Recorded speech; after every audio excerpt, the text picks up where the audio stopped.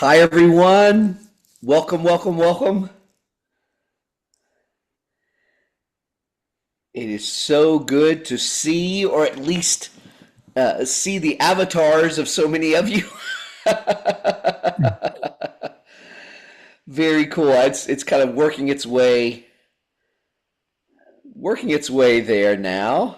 Good to see Dr. Baker in the house. Awesome. Newly crowned doctor. There you go. Wonderful. Wonderful. I hope that all of you are kind of gearing up for the end of your semester, end of your year. I think most of us have about 4 weeks or so left. Many of us finishing at Memorial Day. Um, some of us not. But I hope that your semester is wrapping up nicely. I bet there are a lot of spring concerts that were either last week or coming up this week. And then it's sort of like you almost feel like that's finished. Well, but then you have the jazz and the awards ceremony and graduation, and you need to be at this for that and this graduation party, and it wouldn't be the same unless you were here. So I can only imagine all of the challenges that are happening for you. So we appreciate so much that you took some time tonight for yourself and with us, for us, to kind of take some stock in what we're doing. Welcome to the Servant Leadership Association for Music. We have a wonderful guest tonight that we're so excited about, Mr. Frank Troyka. Every time I get to hear him, I feel better about myself and my choices. And he just has a great way of illuminating the great things that are happening and making sure that we pay attention to those. To start our meeting off, though, we want to welcome our founder and CEO, Dr. Tim Lautzenheiser. So, Dr. Tim, if you'd give us some thoughts to start this meeting. Thanks, Bobby. Thanks. So, Dr. Baker, you knocked it out, huh? You're a doctor now? You can cure stuff? That's great. Congratulations. How many years did you do it, Heather? How many years did you 3 years? Good. Good for you. Good for everybody that does that. I was just telling the gang, and I'll be brief in my thoughts here, but I was at Amarillo this past weekend for the Greater Southwest Music Festival. And Alex, you probably remember this one. At one time, that was the one to go to. Gosh, I mean, everybody went there. And we're always talking about one person makes a difference. Colonel Larry Lang, who was the director of the Air Force Band, took over the job as executive director of the Amarillo Symphony, which is the driving force for this event. And the year he took over, they had 3,500 kids that participated in some facet of the thing. 3 years later, he has over 10,000. Okay, let's see. What did F sharp change? Did 4/4 time change? No. What changed was the leadership. So proud of Larry. And, you know, it just goes to show how important each person is on this screen. And, let's be honest, the people who come to this kind of already been to the well, at the summit, whatever, but still learning, still growing. I mean, you look at the screen, it's full of icons, but those are the ones that are the cellist, what, 93 years old? It's, why are you still practicing? He goes, I think I'm getting better. 93. I think I'm getting better. So I have a couple quotes that I would like to share with you. And when we look at quotes, are those great words you put together that are very short but say so much. Here's the first one. It's Charles Schwab, who I think we can say has been a success in our society and made other people successes too. This is really good for us music teachers, by the way. He says, I have yet to find a man, meaning a man, woman, an individual, however exalted his station, who did not do better work and put forth better efforts under the spirit of approval rather than under the spirit of criticism. Now, I came from the old school where you fired at will. And I've heard many people polish their badge on that, self included, by the way. Um, we all react to threat. We're animals. but screaming at a child because they're not playing from their heart is a bit of an irony in itself. So particularly for all of you young teachers out there, every time cock that gun and ready to fire, just count to 10 or something and go, we maybe spend more time cleaning it up than if we hadn't said it in the first place. Always criticize in private, praise in public. And then here's the one I heard this week, and I went, fantastic. Progress is what happens when self-discipline outlasts self-doubt. Isn't that great? Progress is what happens when self-discipline outlasts self-doubt. And every time we get ready to start to do something, that little voice goes, I don't know, things are okay. Why take on anything else? Nobody's going to really check and see if the chairs are stacked and make a mistake. It's close enough. It's close enough. The difference between 211 degrees and 212 degrees is vapor versus steam. So stretch a little bit for that. And then the last thing, and I'll probably cap this off at the end too, Bobby. We need you. SLAM is a unique organization. It's kind of its only kind out there because it deals with all the contextual parts of what you and I do. And of all the surveys we continue to do at Consumer and the outreaches, why young teachers are quitting, why kids will spend 3 years and then quit the fourth year, why? And very rarely does it have anything to do with music. But we got to get that cleaned up to get to the music, to the art, and to the heart.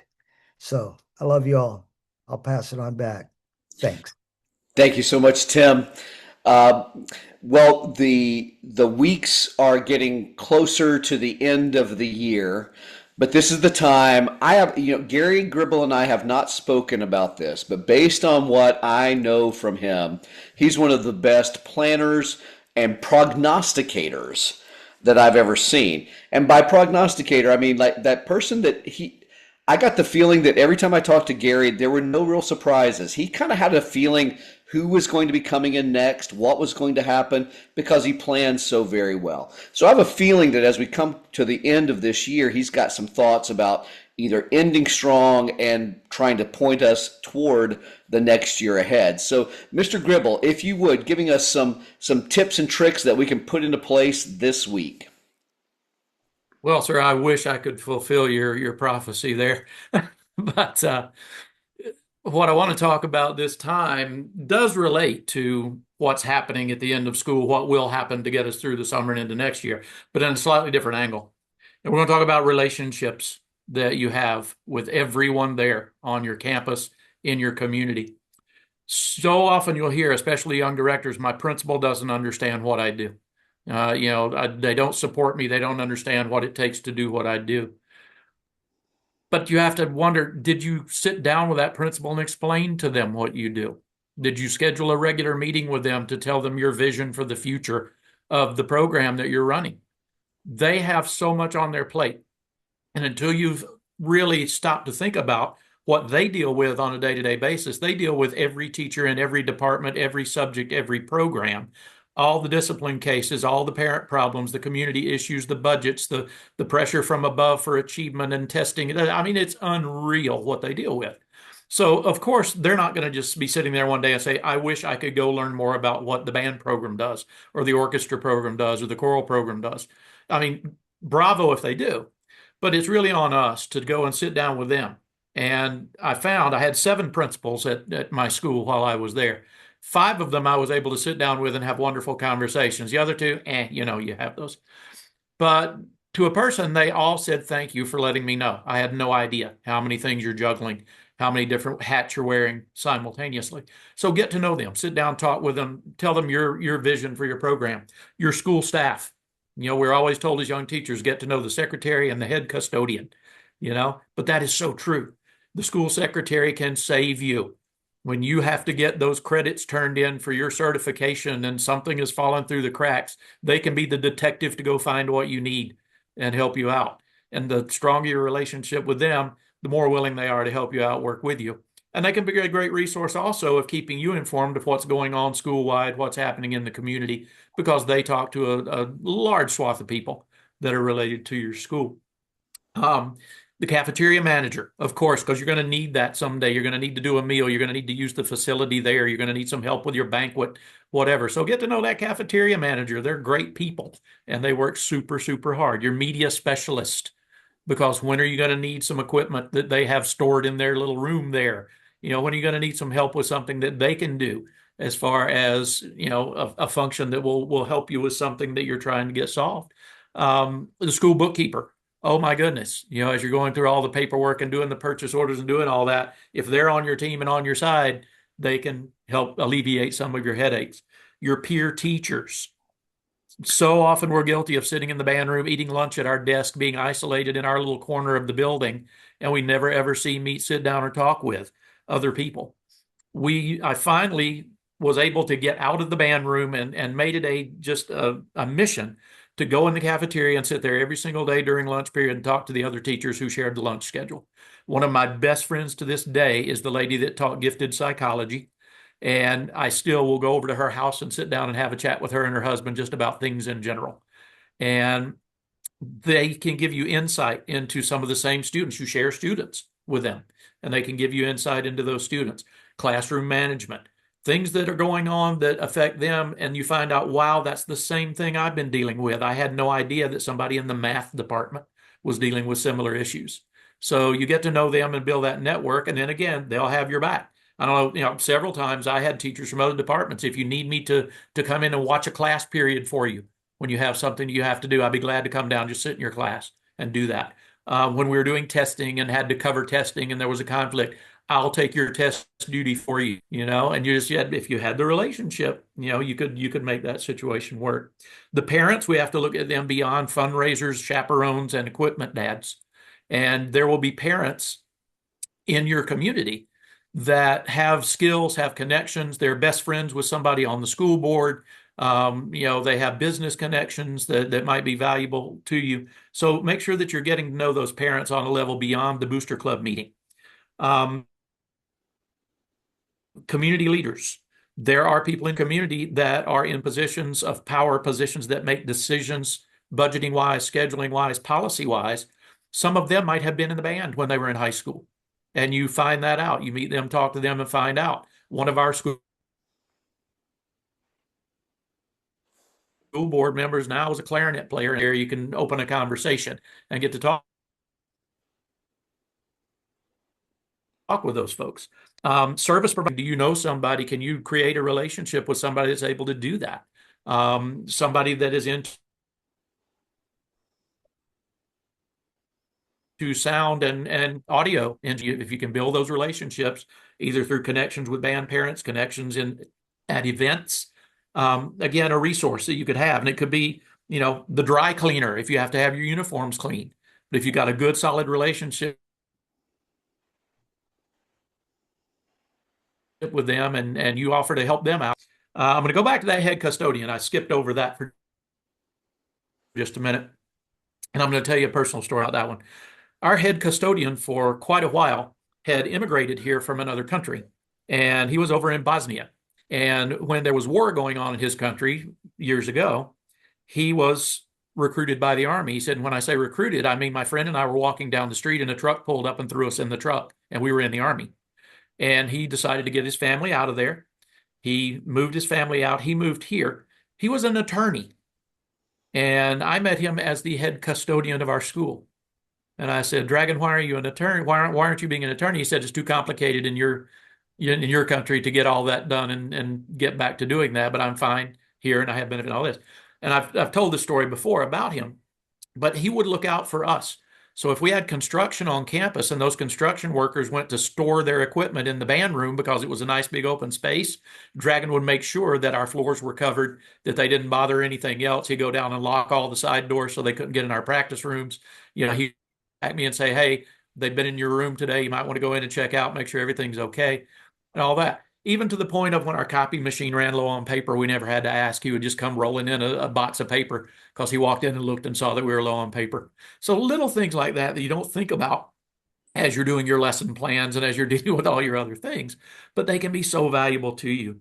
And the other thing I'm going to close with is that, again, the community will not search out you and your program. You have to search out the community.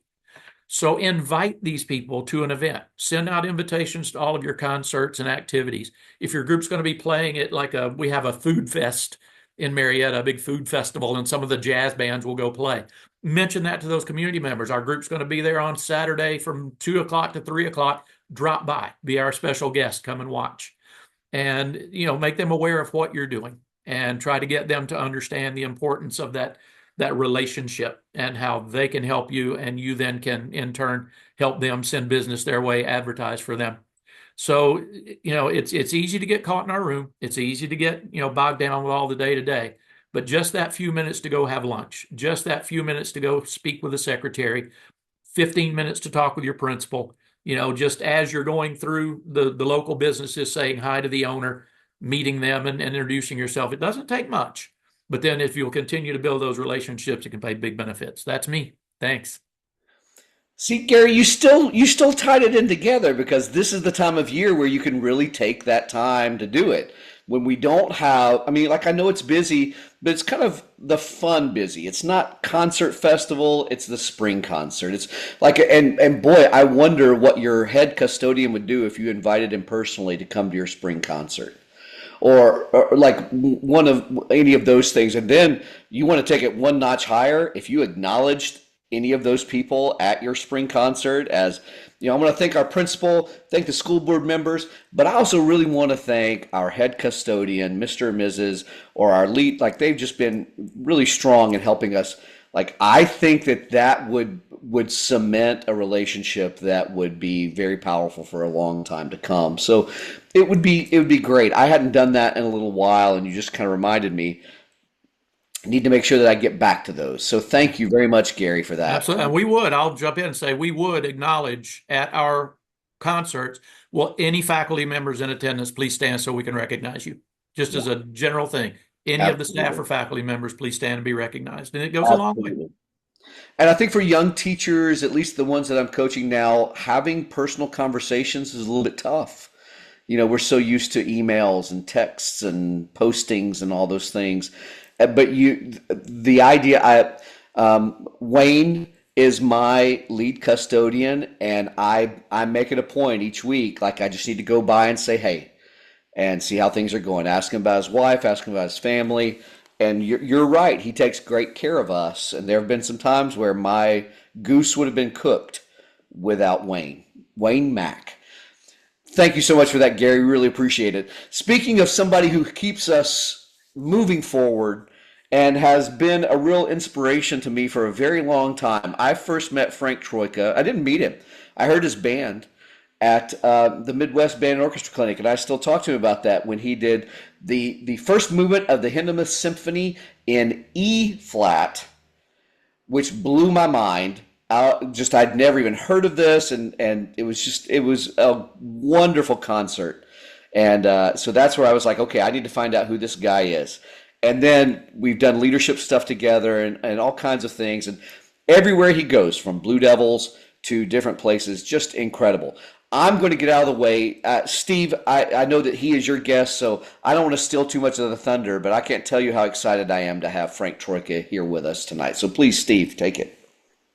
All right. Well, we're excited to have Frank with us. And this is going to be very open-ended a little bit. I've got some questions I'm going to throw Frank.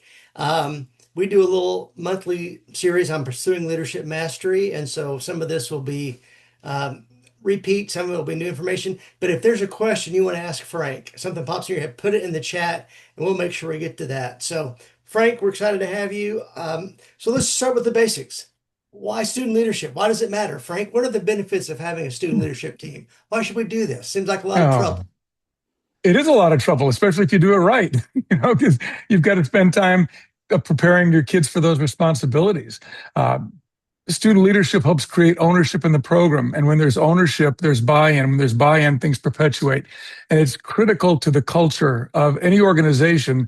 Look at what's on the screen here. You have people that are a nucleus that are like-minded, that share similar values, and they create sort of a tipping point where that then starts to become shared among greater and greater numbers. So student leadership team is not just about logistical responsibilities, clerical responsibilities, and for my own group, is a lot about teaching responsibilities. It goes beyond that. It's about creating a nucleus of people in the program who get it, and they operate on a day-to-day basis like they get it, and that then silently influences those around them through the evolution of the culture. So let's talk about culture for a little bit. What's the difference between having a leadership team and leadership positions, and having a culture of leadership within your program? Well, let me think back to something I learned from Dr. Tim. Leadership is not about titles. And if you're relying on your title to empower you as a leader, you're always going to be very inauthentic, and you're going to come off as false. The title, as I learned many years ago, is about empowering you to the outside world, not within the organization. So I think of titles as ways of helping to help bring some focus to the responsibilities of a given position, but not about using that title as any sort of a hammer to drive home your power or your authority. So culture is a set of shared values that defines the organization, that drives behavior. And sadly, we as directors, right or wrong, I believe we cannot determine the culture. The best we can do is influence it. And by having student leaders, they help form that bridge between the professional staff and the membership at large. And their buy-in helps bridge that gap, and then helps perpetuate those values among the group and disseminate them, I should say. And what are some ways that you have used in the past to kind of shift the culture of the group in the direction that you wanted them to go? Wow. I can think of one thing in particular I think was key to that, was getting out of the student leader's way. You know, sometimes I use my student leaders to do a lot of teaching, and they're young teachers, and I work with professionals, young professionals all the time. We're all still figuring out how to do this. I mean, Steve, we call the monthly podcast or broadcast Pursuing Leadership Mastery, not achieving leadership mastery. It's all about pursuing it. And I'm still in that pursuit. But with our students, if we give them some teaching responsibilities, we have to understand that the moment they get in front of their peers, the training wheels come off and they're very vulnerable. And part of my responsibility in that scenario then is to support them. And of course, there are times I'm going to want to intervene, but I have to create an environment where their teaching responsibilities are measured, they're manageable, and then I can debrief with them at another time to help guide them so that I'm not undermining their credibility or authority by intervening in the moment. I think that's kind of important to helping the band as a whole see the value in student leadership and come to respect them. In your travels, Frank, as you go around the country and the world for that matter, what are some of the biggest mistakes that you see the directors make with their student leadership team? Well, why don't I tell you about my mistakes? Let's start with those. I can think of three things that, okay, the big thing that comes to mind that I see widespread is thinking that because now that we've selected the leaders, that now they're ready to do the job. This is when the training begins, when they're actually on the job. So I think the mistake is assuming that the kids have those skills. They don't. We have to teach them how to meet the expectations of the job they have. And I think for us as teachers, we have to make their position congruent with the responsibilities or the process that identifies them. So if I want my section leaders to help teach music, I've got to have kids that play their instruments well enough so that they can demonstrate. If they're going to teach marching skills, they have to be able to demonstrate those marching skills. And Bobby, I know you'll agree with this. You're a phenomenal pedagogue when it comes to teaching visual. Kids don't learn how to move because we tell them as adults. They learn from watching each other. That's how everything is learned. It's through that absorption of the environment. So if we're going to expect our leaders to be effective in their roles as teachers, they have to possess the skills that empower them to be teachers and the information. When it comes to, so I guess I would say that being there to oversee and not to micromanage, but to guide our student leaders in whatever their roles happen to be. As far as the mistakes that I've made in that regard, One is underestimating their ability. I discovered that when the kids are well taught and are in an environment that will encourage their confidence, that they can have far more influence than I can, because they're in the social world, they're in their peers. No matter what I do, I'm not going to be perceived in that same way. I'm not going to be able to influence the kids in the same way. So again, training them well and then kind of turning them loose. I would also mention that I had two very distinct aspects of the leadership team. One was the instructional team, the other was the logistical team. And the mistake I made early on was not including those logistical leaders in the training with the instructional leaders. The mistake was, the instructional leaders, obviously, I've got to work with them on teaching skills. But by not including those logistical leaders, many of whom wanted to be instructional leaders, I was denying them the exposure to that opportunity and not giving them a chance to prepare them for that next step. And let's say that I've got maybe 25 section leaders, drum majors, and captains or whatever, and maybe another 25 on my logistics team. Well, we train them all. The kids that are on the logistics team understand the process. So now when we go back to full band rehearsal, of course the section leaders and the drum majors are perceived as in their roles as leaders. But now we've got these other kids who just get it. And they're out there in the band silently influencing everybody through their actions, through their buy-in, and through the way they move through a rehearsal. And that's very, very powerful, because people behave in accordance with what gains approval. And if what gains approval is industry and energy, enthusiasm, commitment, hard work, well, those things become where kids find their social foothold. And if I could say the other thing that I think was a mistake I made well into my career was thinking of behaviors as behaviors instead of as skills. When my kids are talking in rehearsal or they're not on task, it's not, when I think of it as behavior, it becomes a punitive situation. But when I think of it as a skill, my kids don't have the skill of silence. My kids don't have the skill of hustling back to their sets, or the skill of maybe even something as mundane as raising their hands appropriately.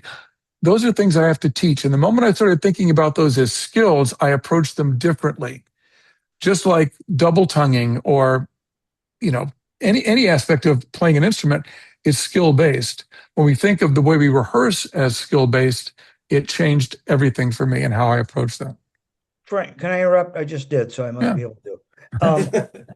No, what we learn from stories, and just giving information, we know that doesn't do it. Would you share that story about the blind lad you had in marching band? And this screams at us as teachers. This was at East Texas A&M University years ago when I was doing, in fact, I just finished my 35th year there last summer. I'm officially retired from that camp, which is tough to admit. But there was a year when we had a student, I was given a phone call about a week before the camp saying, hey, just want to give you a heads up, you're going to have a blind student at your camp next week. I was like, okay. Now, my assumption was a blind student at a marching band-based camp, probably a kid in the front ensemble or whatever. No, she's a clarinet player. She's a 10th grader next year. She's a clarinet player.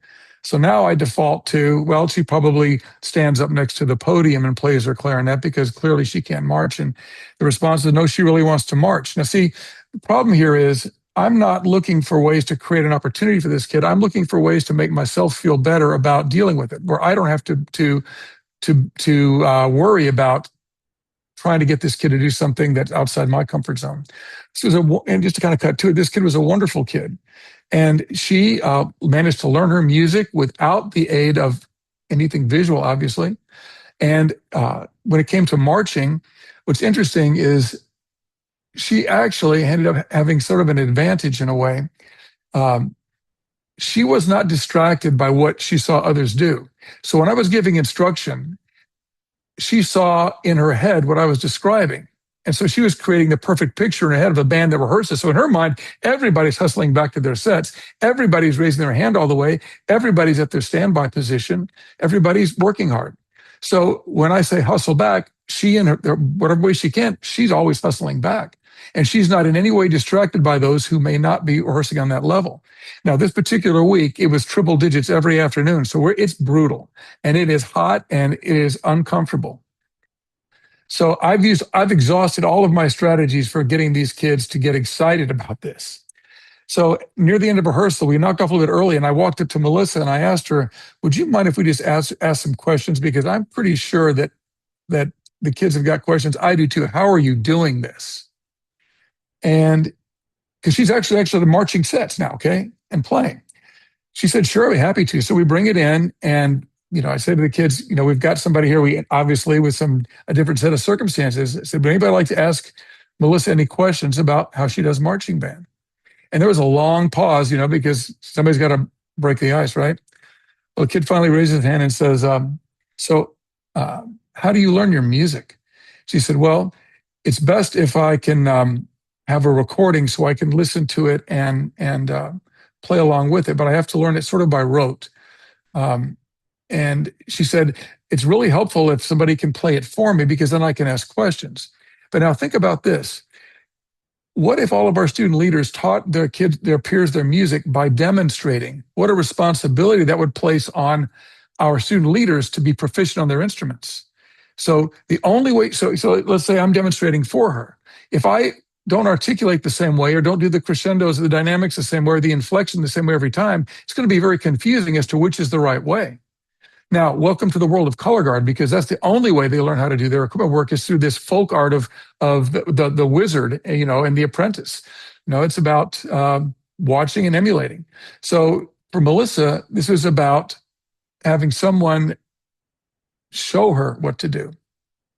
And that gave me a wonderful lesson to circle back to with those kids, as I'm sure you can imagine. The next kid said, "So how do you know where to march?" She said, "Well, I do my best to memorize the angle I have to go on, the step size it takes to get there, the number of counts, and I try to stay halfway between whatever I hear on either side of me." Now let's think about that. Take the right size step in the right direction, take even size steps to stay between people. That's what we're all supposed to do. That's not unique to someone who's blind. Yet because she does not have sight, she cannot make those kinds of mistakes that we find so easy for us to make. We can be very casual. For her, that doesn't exist. So, the bells are going off in my brain all over the place. Like, boy, am I learning a lot from this kid. And then the kid asked a question that kind of stops everybody sort of dead. He said, "So do you know what colors are?" And Melissa had been blind the vast majority of life. She did not know what colors were. She said, "Well, I know that the sky is blue and the grass is green, but I don't really know what blue and green are." And now we've got kids that are tearing up because they are coming to terms right now with what kind of grinds them to the bone on a daily basis. Like, I'm hot, I'm thirsty, I'm tired. And here's Melissa, who's always rehearsing in accordance with what she sees in her head, because the band in her head is perfection. And so she wants to be a part of that. So she is constantly working to live up to that ideal, which brings me to a quote I read in a band hall back in 1991. This was with Brian Gibbs, who is now at Sam Houston State University when he was teaching high school band.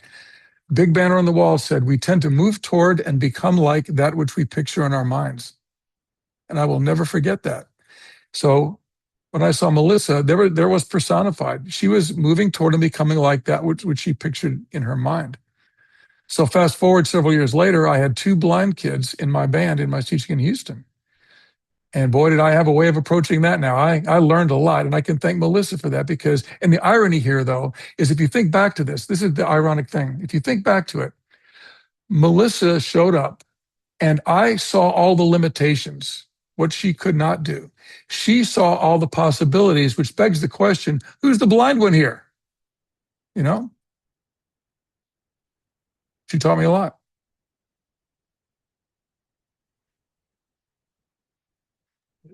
That's awesome. That's very powerful, Frank. Very powerful. Let's talk about this one real quick. And because this just kind of falls in line with what you're talking about. Talk about the importance of being a good role model, both the director as a role model for the students, then the student leaders as a role model for the section members. It's all about character, and people are not going to differentiate between the person they see in rehearsal and the person they see outside of rehearsal. You are who you are, and it's game on all the time. And I think that's one of the things, I would tell kids all the time, you can measure the value of anything by what you give up to get it. the sacrifices you make. And one of the things we sacrifice as directors more and as teachers more than virtually any other profession is our anonymity. We are public figures all the time. And there's a different set of rules that applies to our behavior that doesn't apply to anybody else out there. And we have to, that's a sacrifice we as teachers have to make to function in this world.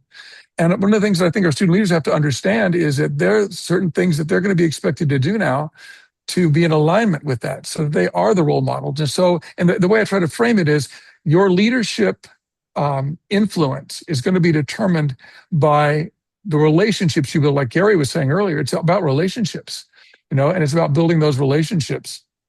So I'm sorry, I'm kind of drifting a little bit away from your question, Steve. Would you please restate it? I want to make sure I circle back to the focal point there. The value of both the director being a role model for the student leader and the student right. being a role model for and you have to frame it in such a way the student leaders have something to relate to. And so you work, and I would never ask them to reveal names, but just identify a situation where you saw someone acting in disagreement with what you believe they were to be or what their responsibilities were, and ask yourself, did that motivate you? Did you approve of that? And let that sort of be your litmus test for yourself. And part of the way that we reinforce that, we can't just expect people to flip a switch and be the role model. I had weekly meetings with the kids, weekly leadership meetings where we could come and revisit some of these things. The meeting that I used to do with my kids was every Monday morning, 45 minutes before school began. It was right after we had a staff meeting. So I went from my staff meeting, brought some agenda items to the leadership meeting. And that was an opportunity for me to share with the leaders what the goals are for the week, to address any concerns they have, and to go back to reinforcing some of these responsibilities about being the role model. And, I'll tell you, there's nothing easy about it. I mean, we all know that. We're all teachers. We know how difficult it is to be what they expect them to be. And, they say, never meet your heroes. They'll always disappoint, right? And so the pressure's on. So I'm not sure if I answered your question. I can say that it's paramount. It's central to what you do, So you talked about this just a little bit, the weekly meetings. Talk about how important it is to have those and how you structure those, and the important part of keeping them throughout the year and not just stopping when marching season is over. Yeah, because we have choir directors and orchestra directors here that don't have a marching season, and they have to keep them Exactly. engaged all year long as well. Well, again, it's about ownership, and throughout the leadership in the concert ensemble can extend to kids doing their own student-led section rehearsals. And I will be honest with you, I'm not sure I always agreed with that, because I thought that the students don't have the ability to dig that deeply and have the insight into enough to teach kids how to play their instruments better. But again, I was wrong. Those regular meetings are an opportunity for those kids to ask questions, for us to, in some cases, actually rehearse the music with them so they understand how we go about addressing problems and coming up with a plan and some strategies to correct them. Many times those meetings were nothing more than an affirmation. And I don't mean by a sitting around and singing Kumbaya affirmation. I mean, we'd get together. Are there concerns? And kids, many times there'll be no concerns whatsoever, which in itself is important, because that sort of tells us all that things are going pretty well. We're not having to redirect right now. But for me, those meetings were very fulfilling and very fun too, because I felt like I was staying connected to my kids at the very root of what was important to them, which was their influence among their peers and the self-esteem they've come to know because of that. Because, we all tend to see people through others' eyes at times. And certainly we know kids in middle school and high school, they're on stage all the time. The social dynamic is huge. And we can be there to, with those regular meetings, to reinforce that, to redirect it, and then to be available individually, because sometimes kids will not want to share those things publicly, but to open the door for them to have access to us as needed. A question in the chat, Frank, and this is something we've discussed ad nauseum, the leadership selection process. Yeah. What are the aspects that are important that you include in part of that process? Well, there's two words that I want to focus on. One is transparency, and the other is congruency. The process has to be transparent. Otherwise, there can sometimes be the perception of favoritism, things like that. So for my own student leaders, if you wanted to be on the instructional team, I try to make it as objective as possible. So everybody wanted to be a section leader, a captain, a drum major, starts at the very basic. We're going to have a very simple marching and playing skills routine. It was the same routine every year. The music would change a little bit. It was not meant to be complex because I don't want kids to look at I could not do that. I make it simple enough to where it's achievable very deep in our program. But the fact is, hitting your dots is sort of pass fail. You do or you don't. And the kids that work at it, get good at it, they end up being successful at it. So that first round of tryouts is very skill based, and it's public. Everybody can see that. For those, and if you want to be a section leader, that was pretty much the end of your screening process. Now, they did have an application to fill out, but I didn't really even interview those kids. Now, if you wanted to be what we called a DI, drill instructor, which is actually, jokingly, we would say a DI is a drum major who doesn't wave their arms.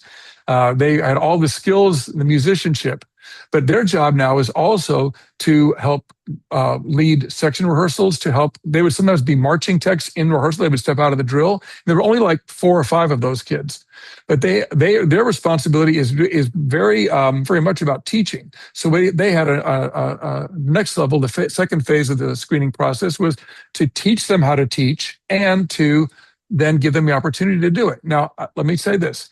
There is training involved in this. And the way I would set up the training was I would have 2 identical training sessions at a time. So one in the morning, one in the afternoon, because, in April and May, when we're doing all these things, it's a very busy time for kids with AP exams and all this. I didn't want, and my best and brightest kids are involved in everything. So by mandating they come to this meeting, if they can't be there, then I may have eliminated some of my most influential and potentially successful leaders. So the training sessions were repeat sessions so kids could come to the ones that worked for them. And I told kids, if you cannot meet one of these sessions, email me, contact me, and I will make sure that you have the information. Nobody is going to go without. In fact, if I can go off on a little bit of a tangent here, as I often do, when it came to encouraging drum majors in the process, I used to devote a class day with every class period where, okay, put your stands down, everybody stand up, and I would have some very basic conducting with every band class, all the way down to the bottom of the program. Sometimes those kids don't think they have the skill to do that. What I want them to see is we develop skills. You don't have to be born a conductor. So we would practice some basic conducting skills, and some of these kids were like, wow, I think I can do this. Now, instead of 4 or 5 kids trying out for drum major, we've got 25 kids trying out for drum major. Now, is there a chance that a kid at the very bottom of the program is going to be a drum major? No, but the process that they're in helps them develop skills that may lead to other opportunities, and that's what that's about. So the training process, I think, and the selection process has to be transparent, and the things that we're asking our kids to do we have to train them to do them. So if we're expecting our kids to teach, we have to teach them how to teach. If we're expecting our kids to help others with their music, they have to be skilled players. They've got to have a reasonable amount of skill so they can pick up their instrument and say, it sounds like this. Because all of us learned how to play our instruments by copying somebody who was good at it, not by reading a book about it. So the two big things are transparency and congruency. And rarely did I have a kid or a parent come back and question the process because it was transparent. And, many times, the kids would come to a conclusion themselves, I'm not as good at this as I thought. And they start to become more self-aware. Did you judge that? Did you bring in outside people in to judge it, or was it a combination of both?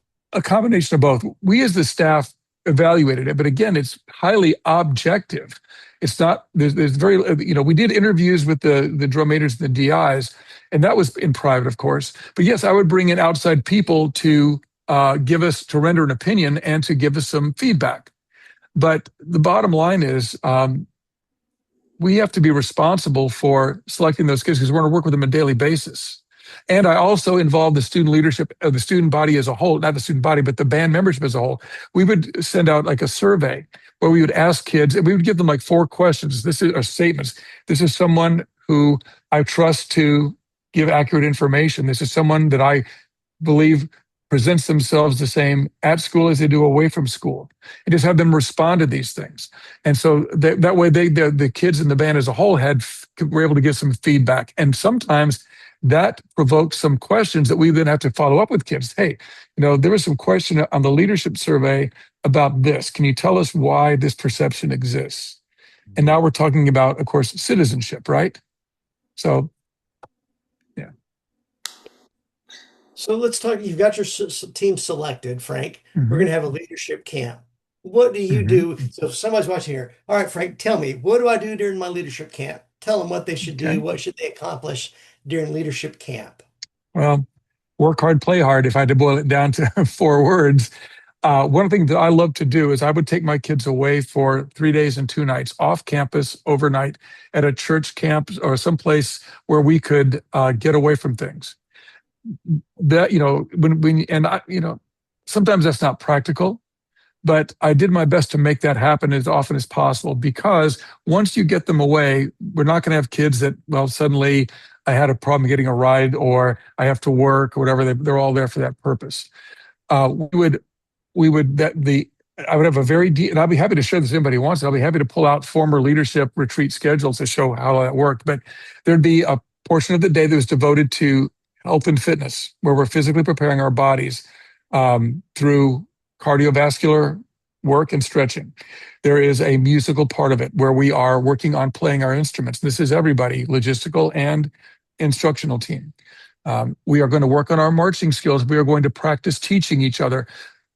Initially, it's one-on-one, and I will script responses. I will say, A's, you're going to watch the B's. B's, here's what you're going to do. A's, you're going to respond with saying one of these 2 statements, because sometimes kids don't know what to say. And by giving them a script initially, it narrows it down and gives them something that they can just fall back on and feel comfortable with. And then I coach them on delivery. Because most of the time, as I am famous for, I use more words than are necessary to communicate what I'm trying to say. So I work with the kids on what is referred to as mitigated language, being able to be more concise with the way they communicate so that they are perceived by their peers as more competent. We as adults, we can get away with being kind of bad communicators because we have degrees and age and authority and all of these things that give us some credibility. But when you're talking about peers working with peers, they have very little additional experience than the people that are leading. In fact, sometimes you've got sophomores who are leading seniors. That's a pretty tough dynamic. So if the kids learn how to communicate effectively and learn how to present their skills effectively, they've got instant credibility. And when you have skills, nobody can take that away from you. And when you're teaching, let's say you don't know exactly what to say to correct a problem. What I would train my student leaders to do is, okay, copy the problem you see yourself, then correct it yourself and simply describe what you did to correct it. Because if you have the skill, you can then do that. And then you don't run out. Leadership fails when you've exhausted your ability and your information. Then you're ineffective. And that's when frustration happens. And fear sets in, and fear and anger are 2 sides of the same coin. And anger often emerges as a way of dealing with a feeling of inadequacy. One of my younger colleagues would say, anytime I'm in rehearsal, he's teaching middle school band, anytime in rehearsal, kids start acting up, I can almost always trace it to when I skipped a step, because they are trying to cover for the fact that they can't do something, and they'd rather be perceived as a bad attitude than somebody who's dumb. Real quick, we've talked about this a lot on our broadcast about the importance of giving the student leaders specific guidelines when you give them a group to work with, as opposed to just go teach them for an hour. Talk about that real quick before we run out of time. Teach them for an hour. Yeah. Now, they're outside. Okay, if we're talking marching band, they're outside with all these distractions. I mean, we struggled getting kids to stay engaged for an hour. So I would, rather than those big long stretches, I would give maybe 10 minutes, 12 minutes max of a very specific set of objectives. Here's what we're going to, here's what the objective is. We're starting here is what the objective is. And at the end of this 10 minutes, we're all going to do this together to sort of see where we are on things. Now, that being said, before this happens, I have to have met with my student leaders to show them what we're going to do, because I don't want to spring it on them on the spur of the moment. I want them to know here's what's coming so they can prepare, they can ask questions, we can rehearse it ourselves before they go out and then are in front of their peers where they risk embarrassment, you know? And again, I think it has to be very structured, very manageable in order for to build that kind of confidence the student leaders need to have to be effective.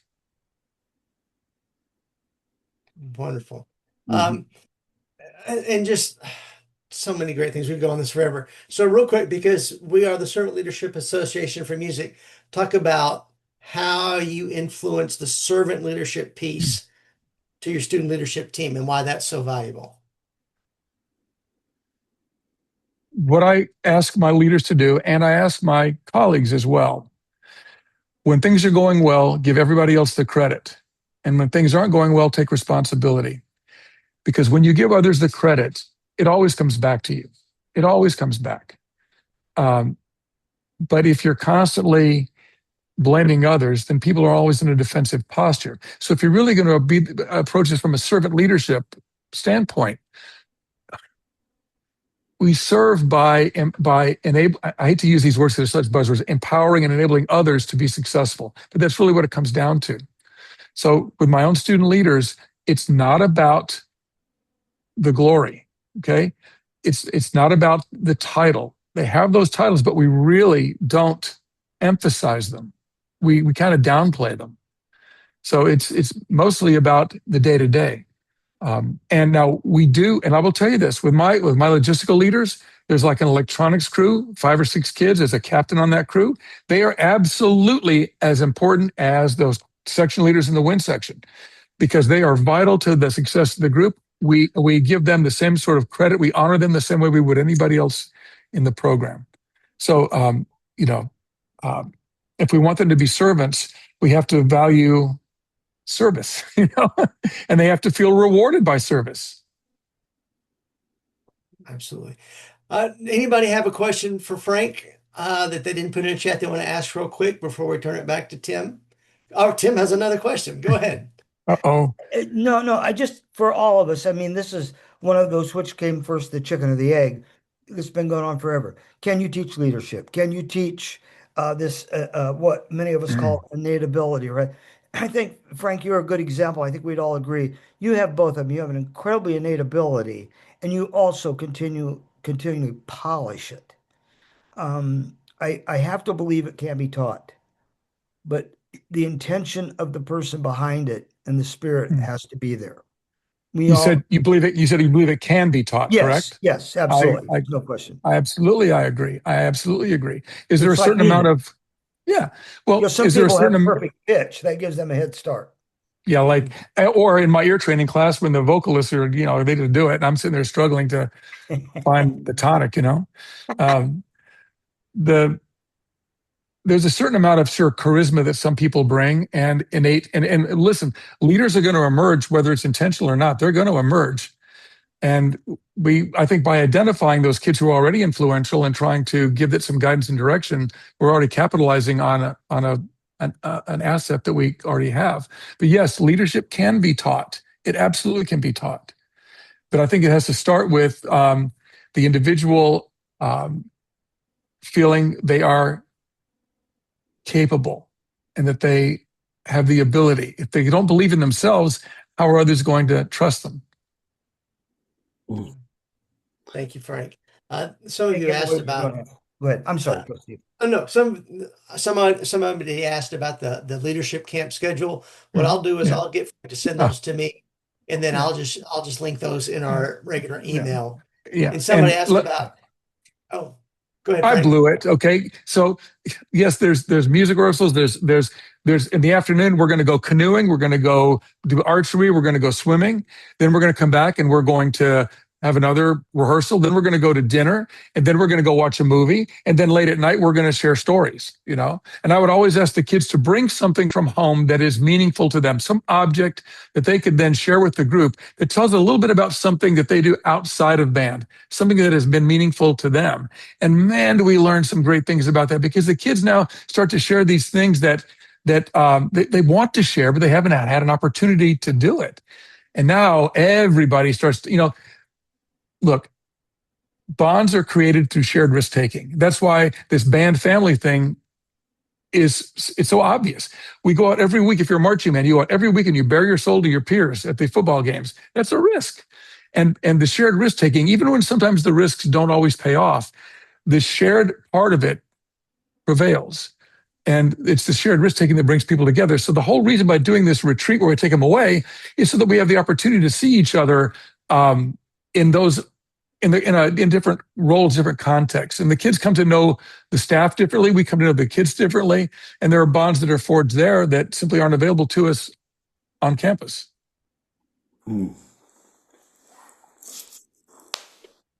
Somebody else had asked about our little monthly broadcast. It's called Pursuing Leadership Mastery. It lives as a Facebook page. So if you just search Pursuing Leadership Mastery, you can find those. Most of those still are archived there. We're in the process of taking all of our broadcasts too and putting them on the SLAM resources page as well, since SLAM is a part owner of that, so you'd have access to those. But Frank, I can't thank you enough for being with us and sharing this valuable information, because we all would agree that the importance of our student leadership teams, and you've given us some great tools to work with. It's an honor. I can't tell you how honored I am to be among all of you and to being, you know, in this profession. David, real quick, you want to talk about crafting culture this summer, our 2 locations? Actually remembered that time. Yes, absolutely. June, you have 2 opportunities, one in El Paso, one in Atlanta. And we are really thrilled. There's several people on here. Like, I'd love to, Paul, think real fast, but because you're always great on your feet. But Paul's been, I think, Julie, you were in one of the early ones on, maybe, I think, perhaps. But Paul, what if you were going to tell somebody that was considering coming to Atlanta or El Paso, what would be a couple of nuggets of your encouragement from the event? Number one, it's super enlightening. Number two, you get to practice doing it frequently with different people. So when you go back and try it on your students, you already have a skill set that you can fall back on. Yeah, it's awesome. Paul was part of the book in the Midwest Clinic session, but also has attended and shared. And so thanks for, I knew I could put you on the spot on that, because I've heard you talk about it before. But it's band choir orchestra, and it's really the rolling up your sleeves, as they say, of getting some real practical ideas, and it's total interactive and collaborative. And it's about 2 days, like 6 hours a day, really digging into our tenets. So we'd love to have you guys there. It's still, you can still save 50% whether you're a member or not member. It's a little cheaper for our SLAM members, but Culture with a capital C 2026 gets you 50% off in the next week or so. El Presidente, back to you. Thank you all so very much. And Frank, I've forgotten the thought of doing some of the leadership stuff off campus. When I was in Illinois, I actually worked for a school that did that. And the first time they hired me, I thought, man, this is going to be a bummer. But some of the conversations that we had with those kids are still fueling some of the conversations that I have in my leadership sessions now. And so thank you for reminding us what that is. And one of the things that I love about what you say is taking the kids wherever they are and empowering them and equipping them to be the kinds of leaders that they already are, but amplifying that so much. So thank you for that. Tim, why don't you give us some closing thoughts to head us off into this week? Yeah, Frank, first of all, we all owe Frank super standing ovation as always, buddy. You know, we all have our tools and our tricks that we use. I being with Frank all these years, there's always something new and fresh, and it's exciting. I still think if you all come back to it, it's all role modeling. You know, we add this, but when you squeeze all the water out, and this was the horrifying bit of enlightenment somebody told me. It's about integrity. Integrity is what you do when nobody's looking. We all smile. We even count down for a picture. 1, 2, 3. We're done. Okay, back to normal. We all drive the speed limit when there's a cop nearby. We all do well when the spotlight's on. Integrity is what you do when nobody's looking. And boy, if the world would live by that, harmony would be everywhere. So thank you all. I hope that some of you consider coming this summer. It really is, Paul. Good words. It's a brain scrub, and it's like after you come from the dentist, you keep running your tongue over your teeth because it feels so good and clean. Start all over again. Thank you. Back to you, Bobby. Yeah, Bobby, I would just say I put the crafting, it's slamculture.org on there. It really breaks everything down, schedule everything. If you guys want to find out more about that. I know that we get so busy, and it's almost like we want to get as far away from school as we can. I would say this is still that.